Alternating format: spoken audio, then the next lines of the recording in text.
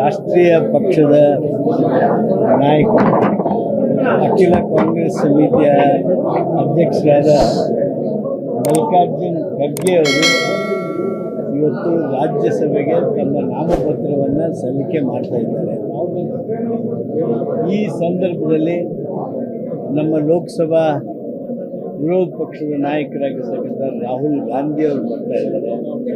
ನಮ್ಮ ಹೊಸ ಮುಖ್ಯಮಂತ್ರಿಗಳು, ಹೊಸ PCC ಅಧ್ಯಕ್ಷರು ಮಾನ್ಯ ಹರಿಪ್ರಸಾದ್ ಅವರು, ಶಿವಕುಮಾರ್ ಅವರು ಎಲ್ಲರೂ ಜೊತೆಯಾಗಿ ನಮ್ಮ ಶಾಸಕ ಮಿತ್ರರೆಲ್ಲ ಹೋಗಿ ಈಗ ಅವರ ನಾಮಪತ್ರ ಸಲ್ಲಿಸೋದಕ್ಕೆ ಹೊರಟಿದ್ದೇವೆ.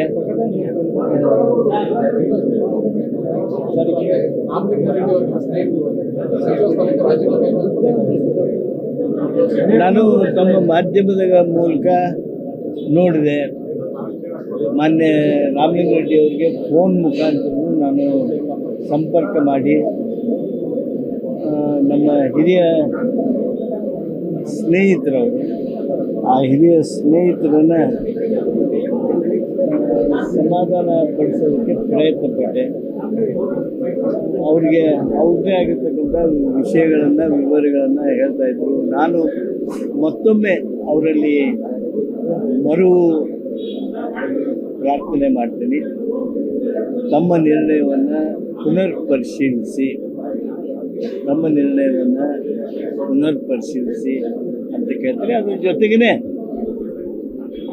ಸಂಬಂಧಪಟ್ಟಿರ್ತಕ್ಕಂಥ ನಾಯಕರು ಇಂಥ ಸಂದರ್ಭದಲ್ಲಿ ತಕ್ಷಣ ಗಂಭೀರವಾಗಿರ್ತಕ್ಕಂಥ ಗಮನವನ್ನು, ಲಕ್ಷ್ಯವನ್ನು ಅವರು ಇತ್ತ ಹರಿಬಿಡಬೇಕು. ಒಂದು ರೀತಿ ಮ್ಯಾಸಿವ್ ವೇಕಪ್ ಕಾಲ್. ದಯಮಾಡಿ ಸಂಬಂಧಪಟ್ಟಂಥ ನಾಯಕರುಗಳು ಈ ವಿಚಾರವಾಗಿ ಗಂಭೀರವಾದ ಗಮನ ಹರಿಸಲಿ. ಸಂಪುಟ ರಚನೆ ಮತ್ತೊಂದು ಕಡೆ ಖಾತೆ ಹಂಚಿಕೆ ವಿಚಾರವಾಗಿ ಹಿರಿಯರಿಗೆ ಸರಿಸಮವನ್ನು ಹಂಚಿಕೆ ಮಾಡಿದ್ದಾರೆ. ಹಿರಿಯಪ್ಪರು ಕೂಡ ಹೇಳಿದ್ದಾರೆ, ಕಡೆ ನೀವು ಕೂಡ ಹೇಳಿದ್ದೀರಿ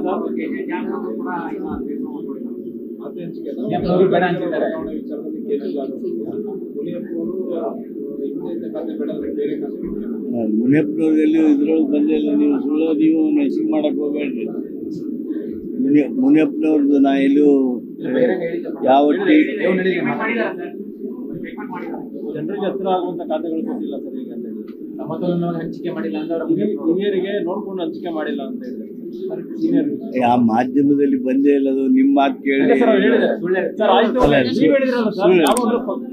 ನೀವು ಸುಳ್ಳು ಹೇಳ್ತೀರಿ ಅಂತ ಹೇಳಿದ್ರೆ ನಾವು ನೋಡಿಲ್ಲ ಅಂತ ಹೇಳಿದ್ರೆ. ನಮಸ್ಕಾರ.